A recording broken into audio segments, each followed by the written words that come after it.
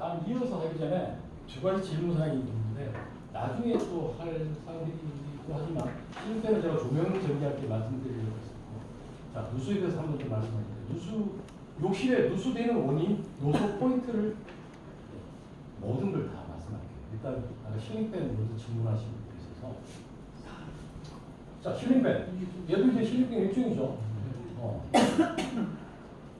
뭐 결론적으로 얘기하면 실링팬 아주 좋습니다. 아주 좋습니다. 아주 좋아요. 왜 좋냐면 요즘은 뭐 에어컨 시스템 에어컨 같은 거 뭐 좋아서 바깥에서 미리 스마트폰으로 딱 집에 켜놓고 들어가잖아요. 근데 어찌됐건 집에서 에어컨 켰는데 바로 시원해지지 않잖아요. 근데 실링팬을 켜놓으면 바람이 바로 다 들어가기 때문에 속도가 빨라요. 그리고 온도를 낮춰놔도 얘를 틀음으로 인해서 전기가 더 전락되면서 아주 시원합니다. 아까 제가 아침에 첫 시간에 그 얘기했는데 어젯밤에 에어컨 틀었지만 평상시 에어컨 끄고 실링팬을 안 켜요. 선풍기 켜놓으면 더워요. 네. 그러나 실링팬은 안 깨요. 한 1단만 해놔도 되더라고요. 저는 시원하더라고요. 1단만. 시원하다는 거 정말 효과적이라는 거. 5년 전부터 이제 실링팬에 이제 바람이 많이 불었고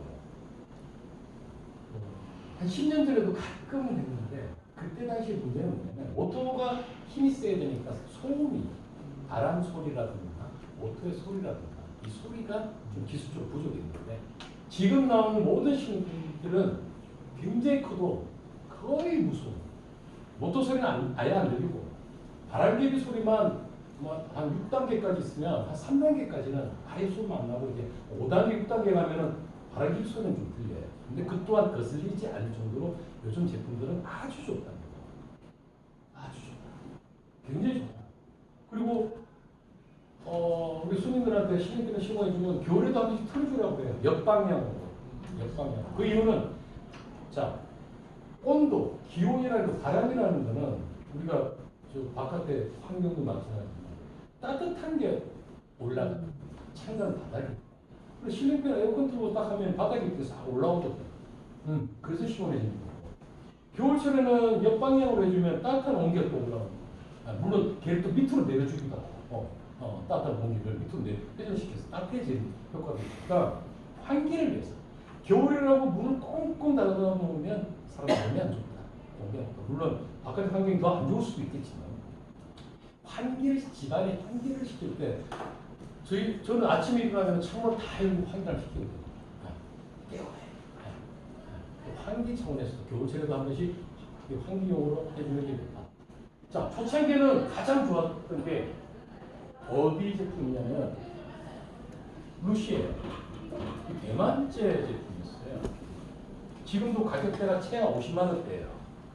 뭐 하여튼 처음 나올 때 5, 6년 전만 하더라도 저걸 가장 많이 썼어요. 단지 저 가격대 부담이 좀 크죠. 가격대 부담이.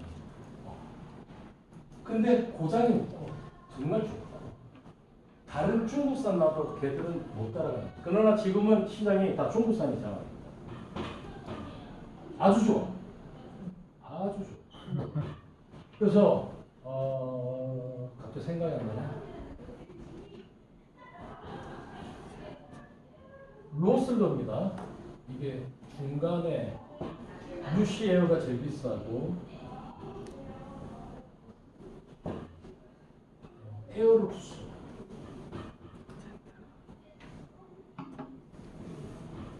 자 가격대로 지금 적어놓은 거예요. 이외에도 더 있습니다. 많습니다. 뭐 에어라트는 뭐 많아요. 자 가격대로 따지면 에어룩스가 제일 쌉니다.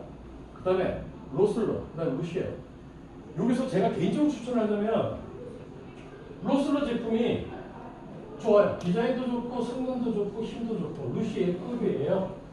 쟤는 얼마대냐? 20만 원대. 거실에는 보통 52인치. 얇게 큰 걸로 해서 52인치. 방 안에는 42인치 좀 잘 어울립니다. 네. 근데 방 같은데 에어로스 같은 거 써도 됩니다. 에어로스도 나쁘진 않아요. 괜찮아요. 쟤도 가성비 했어요. 근데 디자인적인 측면에서 로슬러가 좀 괜찮아요. 20만 원대. 가성비가 가장 우수하고 부담도 없고 디자인도 우수하고 성능도 우수하고 그래서 쓰는 거고 자, 문제는 제품값 이상으로 시공비가 듭니다. 시공비가. 왜 그러냐?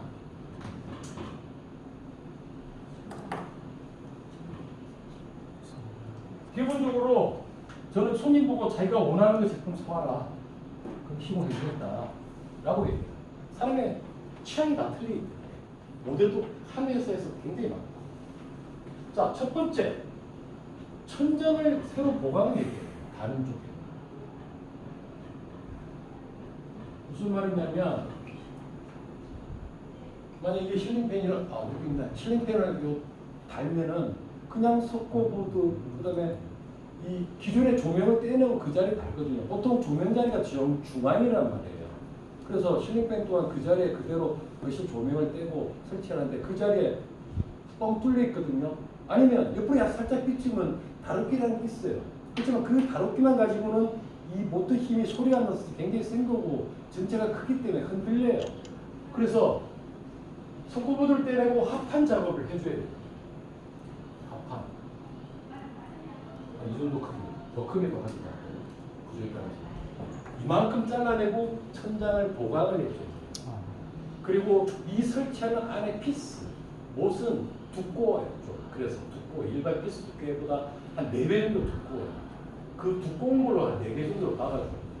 근데 그 박아주는데 스코보드나 이렇게 달아주면 힘이 없겠죠. 물론 안에 다루기가 있할지언정 그 다루기만은 부족하다. 특히 다루기 같은 경우는 휘어지고 하는 그 힘의 변형이 요소가 있기 때문에 그거 갖고는 힘이 안 된다. 두께 자체도 3cm밖에 안 되거든요. 4cm밖에. 합판으로 전체로 천장을 보강해줘야 된다는 거야. 두 번째 전기작업.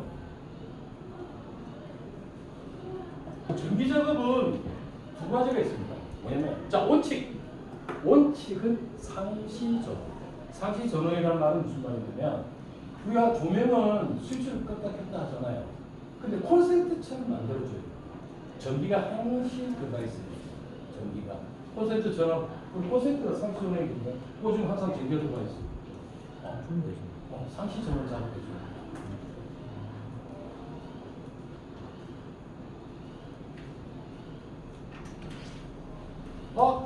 거실에 스위치선 여유가 많은데, 그럼 그 스위치 하나를, 이를테면 거실등 같은 거 보통 스위치가 2개로 돼 있잖아요.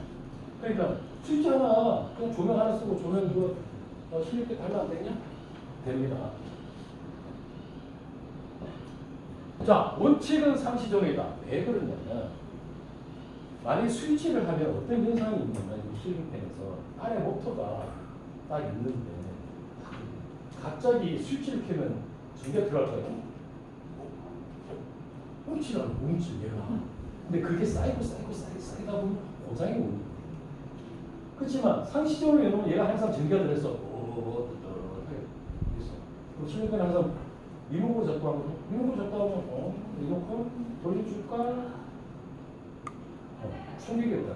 물론 그 충격은 우리가 못 느끼는 미세한 거예요.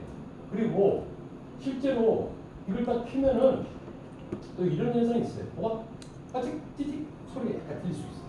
그건 뭐냐면 이 안에 모터를 돌리기 위한 전자석이 철심이 엄청 많이 박혀 있는데 이 리모컨하는 순간 전기가 어찌됐든 들어가는 순간에 그 어떤 소리, 그 소리. 그 제품이 이상이 있거나 잘못 시공했거나 그렇진 않아요. 근데 그 또한 복불복이에요. 약간 뭐가 살짝 처음 잡고 찌직 소리가 살짝 들릴 수 있어요. 근데 그건 고장이 아니에요. 아무런 문제 없다. 안에 모터 힘을 좋게 하기 위해서 안에 전자석이 철심이 많이 박히면 그게 순간적인 자기장 소리가 전기가 들어요. 자, 근데 스위치도 괜찮다고 제가 말씀드렸는데 미세하게 충격이 간다고 했잖아요. 이제 뭐 사람들이 분명히 실링팬 회사에서는 상시전원을 넣어주라고 했음에도 불구하고 스위치로 또 연결할 건 많거든요. 그래서 실링팬 회사들에서 요즘은 저것까지 커버 가능하고 작업을 만들어놨어요. 그래서 딱히 큰 문제가 될 상황은 없다. 그리고 우리가 24시간 360을 실링팬을 돌리지 않잖아요. 내구성 또한 뛰어나요. 괜찮아요. 그래서 스위치 선을 이용해서 해도 됩니다. 만약에 셀프를 하고 싶다면 그 기존의 스위치를 활용해요. 근데 단지 몰수리 멋지게 하는 집 같은 경우 실린팬을 달게 되면 추가적으로 발생되는 작업이 뭐냐면 조명이 없어지면 조명을 달아야 돼요. 그럼 다 전체적으로 다운라이트 메리트를 한단 말이에요. 그럼 주변에 배치를 한단 말이에요. 손님 왔을 때는 전체를 다 켜고 좀 나오다 있을 때 술 한잔 먹고 아니면 TV 볼 때는 반갑히면 안 좋나요? 스위치 하나 더 있으면 좋잖아. 그것 때문에 또 상시 전원이 없겠다. 때에 따라서는 스위치가 2개밖에 없는데 하나 더 만들어 달라는 것도 있죠. 왜? 조명 자체를 3개 정도로 또 컨트롤해서 하겠다. 때에 따라서 배치를 잘 해가지고 때에 따라서는 한 4개 정도만 켜지고요. 때에 따라서 8개만 켜지고 손님 왔을 때는 12개 켜지게 합니다. 그래서 이런 전기 작업들이 수반이 돼요. 그럼 그 전기 작업 비용. 세 번째, 조립 및 설치. 어렵습니다. 의외로 까다로워요. 섬세해요. 지난주에 어떻게 컨택이 됐는데 몰수를 다 했어요. 업체에서 실링팬 설치를 못하고 포기했대요. 그래가지고 그게 소브코리아 제품인데 소브코리아 제품에 연결된 기사를 연결해서 뚫었는데 그 사람 또한 뭐 수평이 안 맞고 뭐 어쩌고 해서 하다가 갔대요. 갔는데 간대 문제가 아니고 커버까지 다 설치를 했는데 그럼 다시 분해해 주세요 했는데 커버가 안 벗겼어요. 저한테 동영상을 보내왔다. 커버를 다시 벗겨야 되는데 원위치 해놔야 되는데 그럼 새로운 사람은 전기 테스트도 해봐야 되고 천장이 그러면 그 전화 오신 분은 천장 보강이 수평이 안 맞다는 거니까 원래 합판되고 저렇게 작업해줘야 되는데 그게 제대로 안 된 것 같다.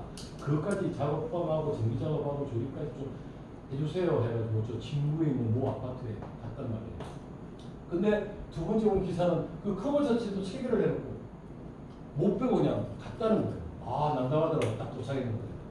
안 빠져. 저 로슬러 실링팬에 약간의 지금 그게 최신 버전이에요. 최신 버전. 근데 이 회사에서 제가 볼 때는 좀 더 튼튼하게 잘 보존이 되도록 하기 위해서 만든 그 기법이 지금 문제가 돼요. 제가 보니까. 그래서 오히려 만약에 푸는 방향이 왼쪽 방향이면 제가 일부러 옆방향으로 더 돌렸어요.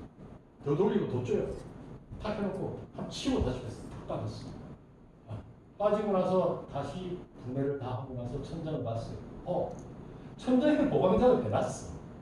해놨는데 이 목수분이 실링팬에 대한 개념이 좀 없었던 거예요.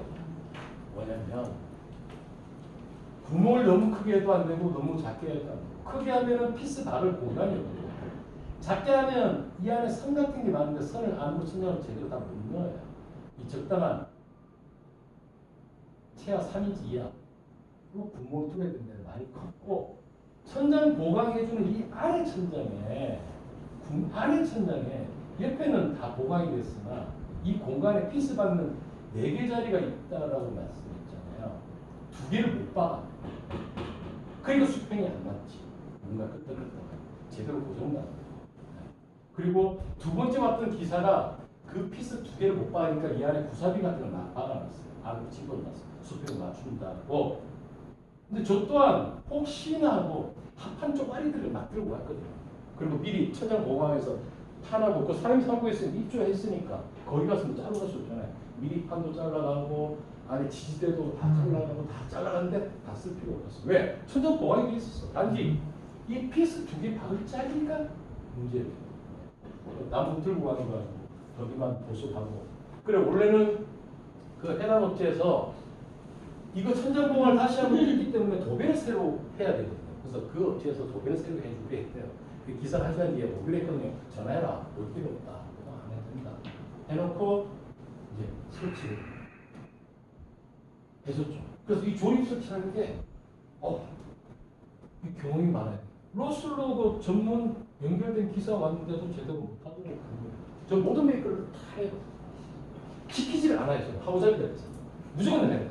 특히 까다로운 건 무조건 해야 돼. 까다로운 건 무조건. 까다로운 건 무조건 해야 돼. 힘든 어렵고 문제가 생기고 전기에 관련된 그건 제가 직접 해요. 해주니까 살겠다는 거예요. 백날천날 천장에 제가 뭐 뻥뻥 뚫려가지고 입주를 했는 지가 지금 2주가 지났는데 어째서 해결을 못 해주고 어떻게 연결이 잘 돼가지고 어디서 연결이 된 줄 아세요?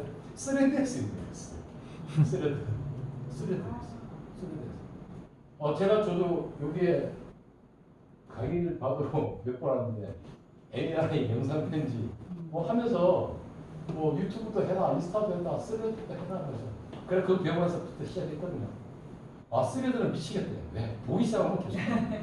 그렇게 소리니까요. 요즘 자제하고 있어. 근데 거기에서 연결이 돼서 다른 그런 얘기를 올려놓은 거. 그래 어디세요? 여기는 부산인데. 자기 부산 친구래. 그러냐고. 그럼 나 이래면 해결해 줄게. 그리고 언제 날 잡으시다. 와서 그렇게 또 얘기 됐어요. 요즘 사장님 그렇더라고. 그래. 자, 10만 원. 전기작업 10만 원. 조립서치 10만 원. and 기본적으로 올수리 들어갈 때 최소한 30에서 40 더 받아요. 실내가 빼고 그 다음에 수행되는 게 매립등 전기 배선입니다. 또 스위치 전기 배선은 얘기가 하냐. 그럼 최하 그 전기작업 조명 작업하는 경우에도 30에서 60이 들어가요. 그럼 실링팬 하나를 달기해서 실링팬 별도에서 100만 원이라는 돈을 투자해요. 그럼 실링팬 30만 원 했을 때 130만 원이 들어가요. 우리가 가끔 또 이런 것도 있어요. 뭐냐면 부분 따로 하면은 더 싸게 된다. 물론 맞아요. 근데 때에 따라서는 올 수 있기 때문에 그냥 해줄 수 있는 부분이 있어요. 이럴 때면 요즘은 실링팬이 너무 좋다고 하니까 거실뿐만 아니라 아예 방까지 다 해요. 그러면 방까지 추가를 하면 그때는 한 10만 원이나 20만 원 기분 좋으면 큰 공사 같은 서비스 이런 식으로 또 들어가기도 하고 어쨌든 기본적으로 거실할 때 돈이 저만큼 들어간다. 그 예상을 하고 그 중에서 제일 중요한 건 두 가지. 천장 보강해주는 거. 그다음에 전기장. 이렇게 할 때 센서를 들어가는 거죠. 때에 따라서는 스위치로 연결해주는 게 편할 수도 있어요. 왜 그러냐면 얘를 지금 떼야 될 상황이 있어. 근데 전기가 상실돼요. 아주 위험합니다. 그럼 메인 차단을 내려야 돼. 무조건. 메인 차단을 내려야지만이 이걸 분해를 분리를 해줘. 그래 처음에 갔을 때도 저도 사람이 살고 있는 집이라서 냉장고에 차단이 내려가면 안 되잖아요. 조심스럽게 하고. 전원이 상시종에나 스위치로 해놓고 보니까 상시종으로 작업해놔. 그러니까 그 업체도 알고 있어. 상시종으로 해줬고 생산 보강까지 했어. 근데 목수가 실리콘에 대한 개념이 없었어. 그 설치하는 사람도 이 까다로운 제품에 대해서 뭔가 경험이 부족해. 못하고 보기에는. 근데 아마 그 실링팬 그 로슬러 제품은 그런 지금 요청이 많이 오고 문제가 다 있어요. 커브가 안 닫혀. 나중에 새로 달라면 안 닫혀. 무조건 안 닫혀. 무조건 닫힐 수가 없어. 그거 안 닫혀. 설계를 잘못한 거야. 우리 뭐라 하니까 그 성형이라는 기계를 만들 때 설계를 할 때 이 한 3mm 정도가 잘못됐어. 이 폼과 거는 거리가 3mm 정도. 그래서 저는 그 3mm를 보강해주고 나서 따지만이 커버가 나오죠. 보통 이제 경험에서 나온 수치죠. 이게 안 그러니까 3mm 정도 오차가 있죠. 기계를 만들 때 최신 버전인데 물론 그 회사 입장에서 생각해보면 좀 더 튼튼하게 딱 달비해서 이렇게 해놨구나라는 걸 이해가 하는데 아마 컴플레인이 굉장히 많이 옵니다. 쓰려도 열심히 봐야지. 그리고 맨날 달아주고 봐야지. 그러니까 저 가서 그냥 20만 원 받았어요. 처음에는 30만 원 받고 했다가 그냥 판을 보강 안 해도 되니까 판 보강해서 30만 원 받았지만 20만 원 받고 왔어요. 자, 실링팬. 원래는 조명색이 들어가면 제가 말씀드리려고 했는데. 자, 실링팬에서 궁금한 이상. 자, 누수. 욕실에서 누수되는 요소가 뭘까?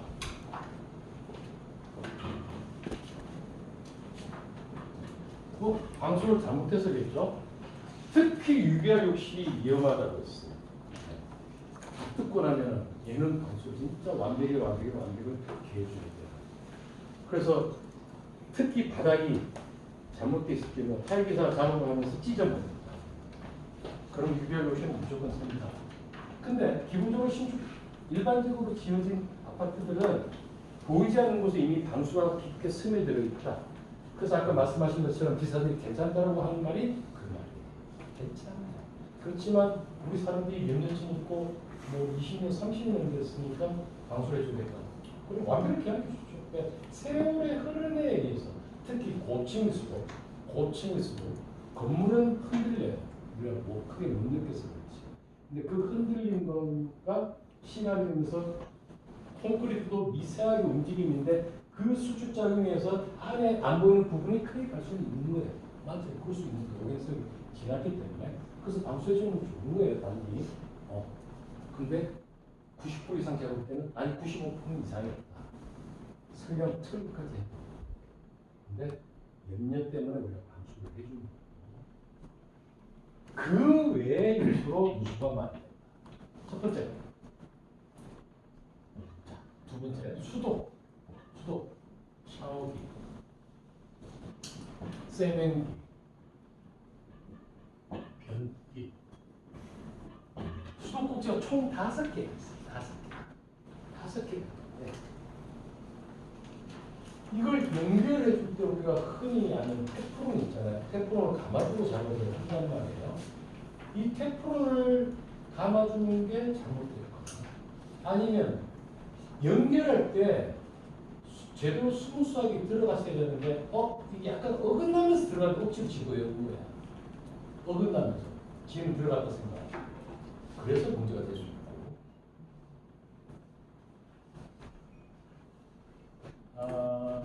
연산 LG 토곡에 있는 LG 아파트. 그 당시 지어진 아파트들이 LG에서 처음 배관을 자기 자체 LG 화학이 있잖아요. 배관을 만든 거를 그때 진해 아파트에 다 썼어요. 그 색깔이 뭐냐면 노란 색깔. 노란 색깔이에요. 요즘은 안 쓰죠. 이게 화재가 많이 생겨서 수도도 문제가 되고 배관도 문제가 되고 그런 경우가 종종 있어서 즉 처음부터 이 배관 자체가 문제가 되는 거예요. 그다음 이 수도에서 많이 발생되는 이유가 자 이게 벽입니다. 여기에서 만약에 이제 샤워기가 들어가는 자리가 있을 때, 자 수도가 바깥에 계량기에서 다 들어와서 보통 요 옆으로 와 있거나 밑에서 올라오는데 그럼 이 연결한 거에 대해서 꺾이는 부분이 배관이 들어가 있거든요. 꺾이는 부분에서 엘보라고 하는 기역자. 요 연결한 이 연결 부위가 문제가 돼서 팔 안쪽, 속 안, 심액 안쪽 요게 문제가 되죠. 특히 요런 또 아주 오래된 데는 동배관 된 곳, 요 연결 부위. 그리고 집안에 문제가 되는 요소들 중에도 간혹 보면 요게 문제가 됐어요.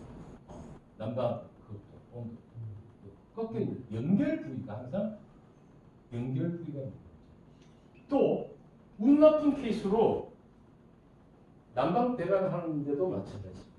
집 지을 때 일단 배관이 다 들어가 있단 말이에요.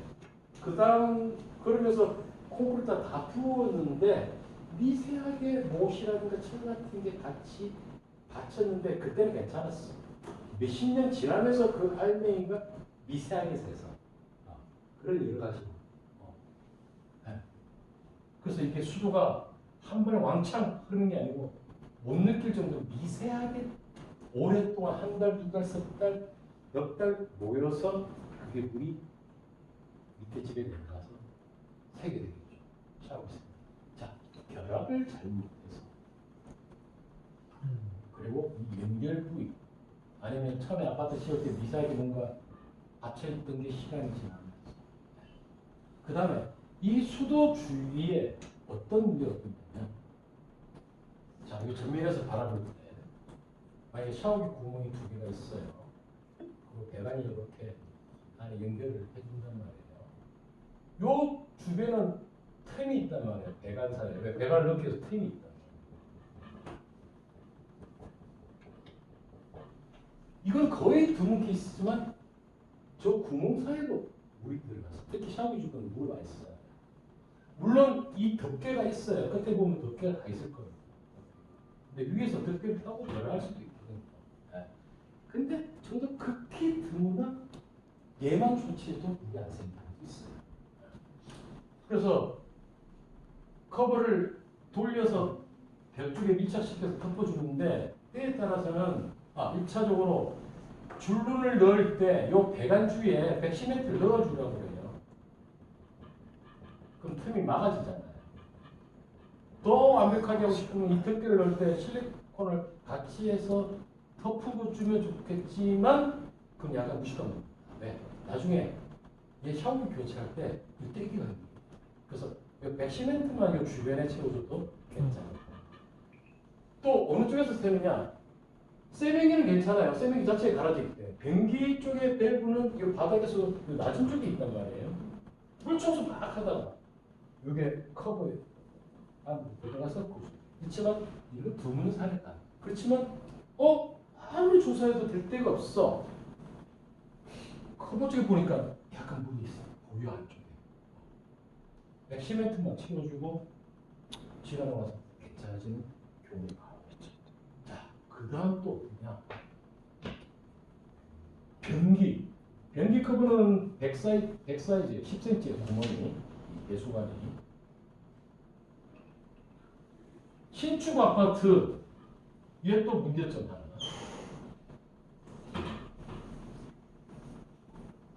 새 아파트는 돈 내기가 있잖아. 자, 변기 설치하는 기사가 들어왔어. 한 개당 얼마씩이야? 한 개당 얼마? 그럼 속도를 빨리 하기 위해서 어떻게 하느냐? 변기를 원래는 시멘트를 채우고 올리는데 변기를 그냥 올려요. 올려놓고 수평 딱 맞추고 나서 구사비 같은 걸 잘 맞춰요. 구사비 같은 거 수평을 바닥을 구사비라는 게 끼우는 거예요. 밑에 바닥 조절하기 위해서 해주고 이 빈틈이 있단 말이에요. 보통 만약에 배수관이 이쪽 방향이다 했더니 육가라고 하는 이 배수관이 이쪽이래. 그러면 이쪽은 틈이 작고 이쪽은 틈이 크단 말이에요. 왜? 수평 맞추기 위해서 구배가 잡혀 있으니까 이쪽은 공간이 크단 말이에요. 여긴 작고. 그러니까 110m를 다 메워요. 왜? 얘를 변기를 고정시키기도 하고 틈이 보기 싫으니까 당연히 집에 다 110m로 돼 있단 말이에요. 이게 바로 문제예요. 겉으로 이걸 짜고 쓰는데 이상이 없어. 자, 시간이 지나면 이 110m가 단기 강도로 있잖아요. 빨리 붙지만 장기적으로 하면 약하다는 얘들이 깨져요. 그래서 변기가 끄떡끄떡 하는 이유가 이렇게 시공을 했기 때문에. 옛날 사람들 옛날에 해놓은 아파트는 안 그래요. 옛날 사람이 안 되는. 요즘 하는 아파트는 거의 100%예요. 돈 내기 때문에. 그래서 물이 이 틈새로 들어갔어요. 그 짜다리? 아니요. 조금씩 몰렸어요. 이 안에 물이 들어가면 잘 안 마르거든요. 공기가 거의 막혀 있으니까 잘 안 마를 거 아니에요. 그럼 왜 새느냐?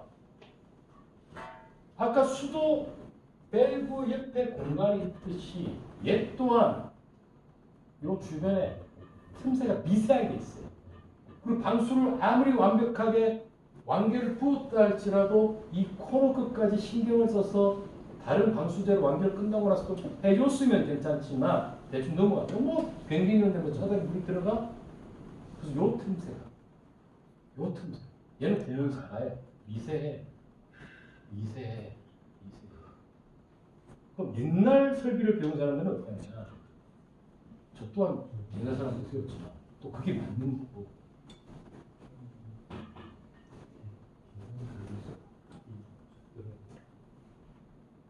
자, 변기를 놓기 전에 110m로 합니다. 앞차 시멘트로는 안 해요. 110m로 빨리 굳어서 자리 잡고. 그 약하다 했잖아요. 약한 대신 이제 많이 한번 어떤 식으로 보면 일단 이 틈새로 물이 들어가지 말라고 110m 주위를 감싸줘요. 그리고 변기가 앉을 자리에 대해서 거의 전체. 특히 이쪽은 완벽하게 물이 들어가지 말아요. 데치지 말아요. 수평을 맞추면서 두껍게 약하게. 그러고 나서 변기를 맞죠. 원칙이면 이걸 현장용으로 뭐라고 하냐면 만약에 변기를 교체할 일이 있으면 통매지로 설치해 주세요라고 얘기를 하세요. 통매지. 아까 얘기한 것처럼 얍실하게 시멘트 안 하고 딱 올려놓고 구사비 잡고 처음부터 땅에 통매지 아시죠? 네? 그럼 순간적으로 자기를 빨리 하고 가고 싶은데 통매질을 해주세요. 시멘트를 덜 가져왔는데 어쩌고 그러면 안 되지. 올라가지. 시멘트를 가야 되는데 통매질, 특히 배관주에는 꽉 채워서 시멘트를 놔둬요. 거의 채워. 거의 채워요. 손으로 그래 만져준다. 다 채워. 손으로 만져줘. 그리고 나서 얹고 나서 수평을 맞춥니다. 이런 말 하지만 금방 지소리지만 전 딱 올리면은 거의 구사비 쓸 일이 거의 없어요. 구사비는 타일로 맞추기도 하고 플라스틱 같은 걸로 맞추기도 하는데 거의 열중히 하고 그냥 맞아요. 왜? 그거 생각하면서 손으로 만지고. 그럼 얘는 이사 갈 때까지, 철거할 때까지 절대로 움직이지 않아요. 절대로 움직이지 않아요. 절대 아무나 움직이지 않아요. 강호동이가 앉아도 절대로 끄떡거리지 않습니다. 혹시 교차로 있으면 불편하지 않습니까? 전에서 시작하면. 아니요. 아무 상관이 없습니다. 제가 시범 보여드릴게요. 간과다가 옛날 사람은 이걸 압착을 해놓는 놈들도 있어요. 옛날 사람. 70대 이상 되신 분들은. 옛날에 그렇게 했다 이거지. 왜? 근데 문제가 뭐냐면 교차를 가면 절대로 안 되죠. 깨야 돼. 압착. 무조건. 그러다 보니 이게 아니다. 그래서 하는 게 저 통매지 110m를 쓰는 이유예요. 자, 한자도 갖다 없다고 했잖아요. 그럼 분야적을 교체할 때 어떻게 하냐? 그대로 시골로 줄게요. 그대로. 이 앞에 지금 변기가 있습니다. 열고 갑니다. 딱 요 동작이 하면 끄떡해. 그러고서 이제 까딱. 근데 압착은 절대로 안 돼요. 다쳤죠. 110m는 특히 군대 갔다 오셔서 태권도 제대로 따신 분 무조건 됩니다. 딱 차줘. 한번 딱 쳐줍니다. 차주면 위에 탁 쳐주면 탁. 변기. 그렇죠.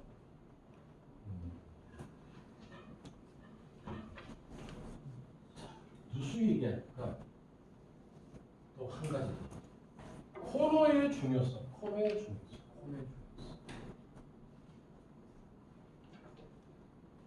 이 욕실 바닥입니다. 바닥. 이 코너.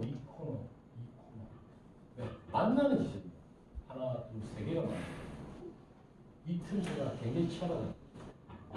그리고 이 벽과 바닥이 만나는 위치. 그래서 이 코너에 대한 방수 작업을 잘해야 되는 거죠.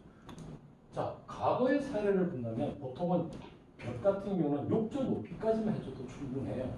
그 위로는 물이 샤워한다 해도 물이 생길 게 없어요. 근데 염려증이 자꾸 생기고 한 사람이 거의 올려준 게 좋다 해가지고 요즘 1.2m, 1.8m까지도 물려. 제가 볼 때는 무식하네요. 그리고 그렇게 원하면 해주고 돈 더 받던데. 근데 욕조 높이까지 하는 거 맞다. 해도 상관이 없어요.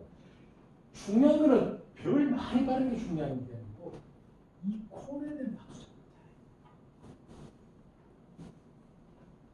만약에 누수가 되고 있는 상태라면 바닥에 그러면 방수하려면 바닥을 뜯고 해야 됩니다. 뜯고 해두고 뜯으면 돈이 더 많이 들어있죠. 안 뜯고 해두면 그 상태에서 방수합니다. 가능하네요. 네, 가능하죠.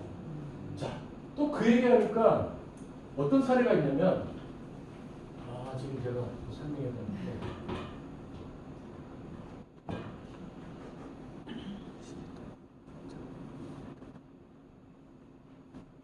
자, 침투 방수자라는 게 있어요. 침투 방수. 어떻게 보면 완결과 비슷한 방수가 있지만 이주조도 못 찾는다. 그럼 침투 방수제 검색하면 나와요. 그리고 뭔가 찝찝하네. 그럼 그걸 발라요. 모넥은 하얀색 페인트 같아요. 마르고 나면 투명해지는 재료거든요. 그걸 가지고 롤러라지 하시면 돼요. 얇게. 침투해요. 그럼 완결처럼 스며들어서 전체적으로 방수 효과를 줍니다. 그대로 바닥이 미끄럽지 않습니까? 하고 나면 살짝. 느껴지는 거 살짝 그래요. 살짝. 가격이 비싸. 안 비싸요. 검색해 보세요. 안 비싸요. 바로는 반질반질하겠네요. 반질반질까지는 안 돼요. 그래서 저거 저기 창원까지 가서 25만 원 받을 수도 있어요. 이래이래는 방법이 있고 제일 싸게 하는 방법 뭡니까? 나도 묻더라고요. 침투 방석이야. 그건 얼마입니까? 25만 원. 자기가 1년 뒤에 집 팔 거래. 1년만 버틴 거야. 그럼 1년은 사딱 이상 없다고. 그래서 또 그렇게 한 게 있습니다. 야, 벌써 숨 맞추셔야 돼. 그거는 저거 같은 경우는 얼마나 갑니까? 얼마예요? 한다면 복불복 안 있을까요? 복불복. 제가 볼 때는 복불복이에요. 단기예요, 단기. 몇 년? 아 당신은 그럼 수시로 해줘야 그냥 되나? 수시로. 그럼 저 침투 방수로 옥상에 옥상 실내용이야. 둬요. 실내용이야. 옥상에 뭐? 지금 설명드려. 자, 방수 몇 번 또 에포시아 나와서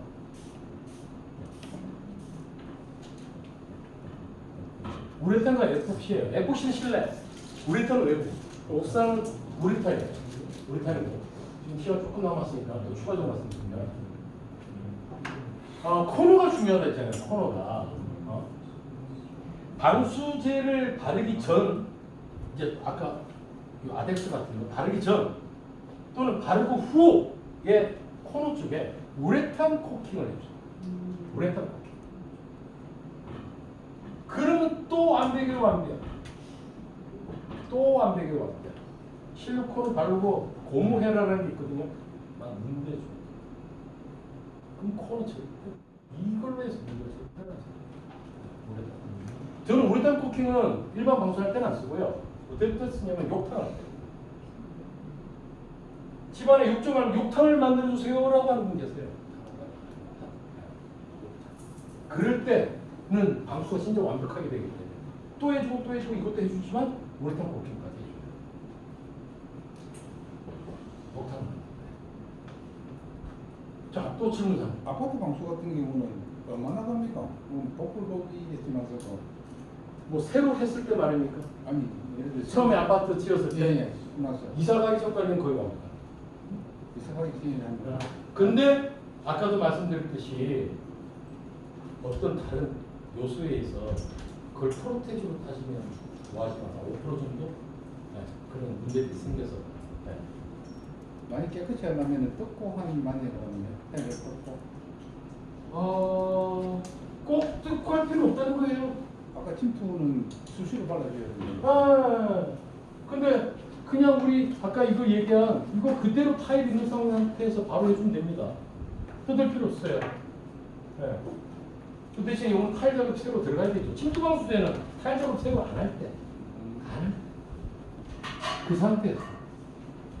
혹시 다음 주 제가 혹시 까먹지 않더라도 실링팬을 할 때는 무조건 또 도배를 새로 해줘야 되거든요. 천장을 뜯기 때문에.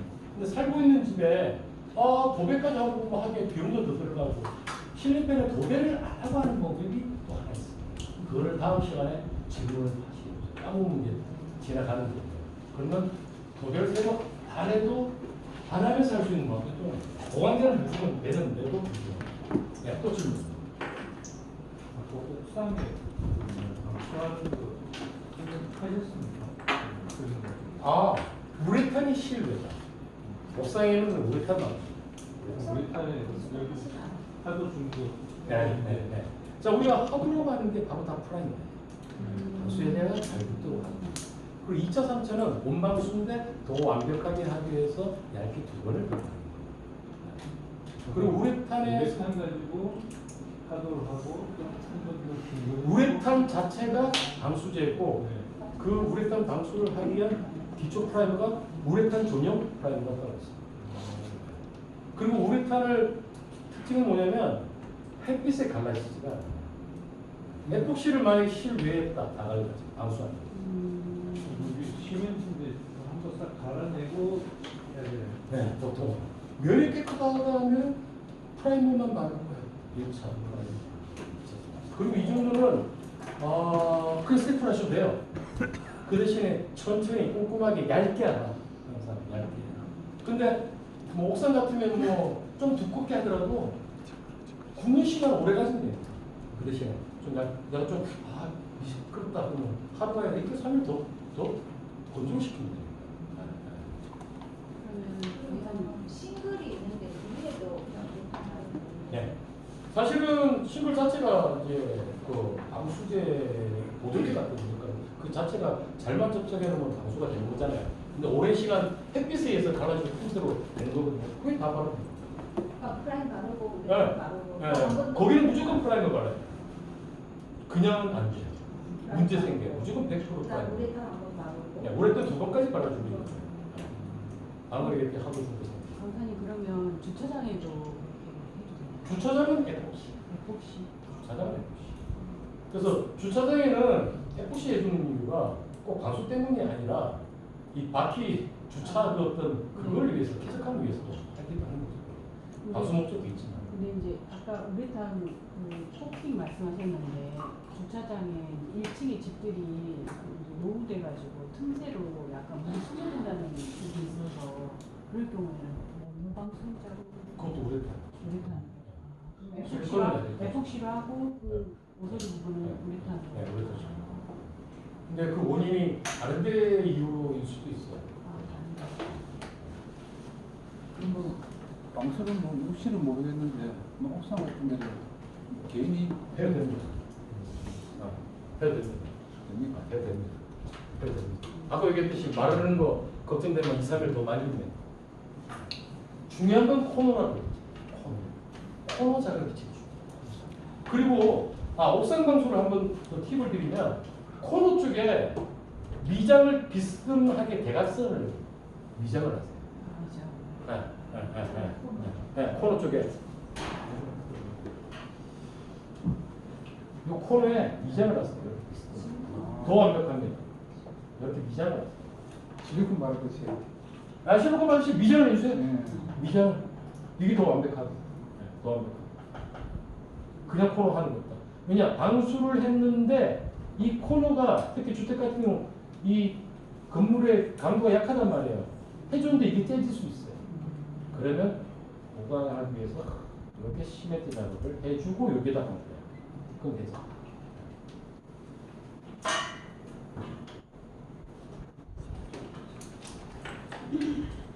그리고 화분 같은 거 키우는 쪽에 물이 살 수 있는 있는데 화분을 키우고 싶다. 그럴 때는 바로 옥상에 키우지 마시고 아까 단 높이의 문제였죠. 이렇게 높이고 나서 노자리에다 화분.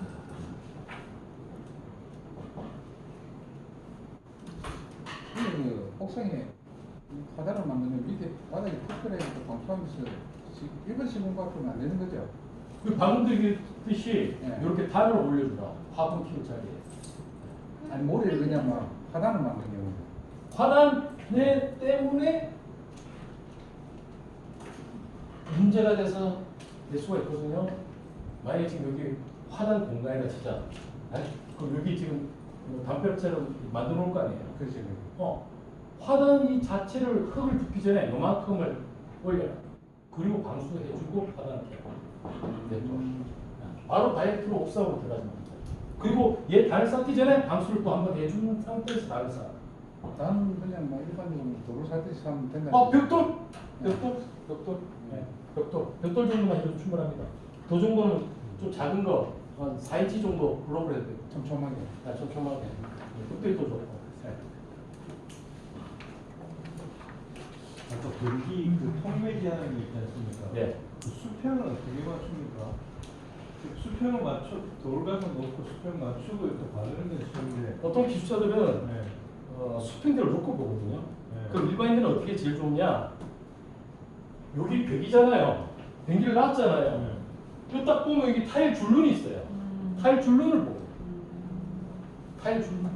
아니 그게 아니고 밑에 이제 그 시멘트 가지고 이제 밑에 놓고나서 변기를 얹어야 되잖아요. 근데 그 백시멘트 자체 수평은 일반인들 기술자들도 잘 못해요. 그러니까 이제 그 백시멘트 안쪽에 그 돌이라든 조그만 걸 조금 놓고 수평기를 놓고 수평 맞춘 다음에 드러내고 이제 충분히 놓고 탁 안 치면 딱 맞는데 백시멘트만 충분히 넣어버리면 이 무게 때문에 수평이 안 맞더라고요. 그래서 아까 설명드렸듯이 물 내려가는 쪽은 틈이 크니까 거기는 두껍게 하고 여기는 얇게 하고 그건 감각이 없어.